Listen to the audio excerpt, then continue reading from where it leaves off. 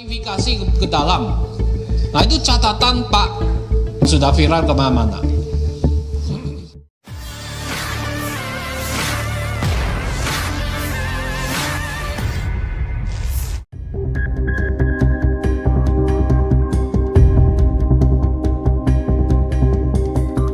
Media sosial diramaikan dengan video bernarasi anggota Komisi 6 Dewan Perwakilan Rakyat Republik Indonesia, Herman Hairon, terekam kamera menerima amplop dan menandatangani sebuah dokumen saat rapat kerja bersama dengan Pertamina.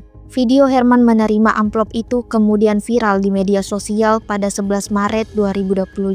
Tampak Herman menandatangani sebuah dokumen dan menerima amplop coklat yang kemudian disimpan di bawah meja. Menanggapi hal ini, Herman Hairon memberikan klarifikasi bahwa amplop tersebut berisi surat perintah perjalanan dinas yang belum sempat diambilnya. Ia menjelaskan bahwa penandatanganan dan penerimaan SPPD tersebut dilakukan saat rapat berlangsung karena sebelumnya ia belum sempat mengambilnya. Wakil Ketua Komisi 6 DPR, Andre Rosiade, juga menegaskan bahwa narasi yang berkembang di media sosial tersebut adalah fitnah. Dengan klarifikasi ini, diharapkan masyarakat mendapatkan informasi yang jelas dan tidak terpengaruh oleh narasi yang menyesatkan terkait video tersebut.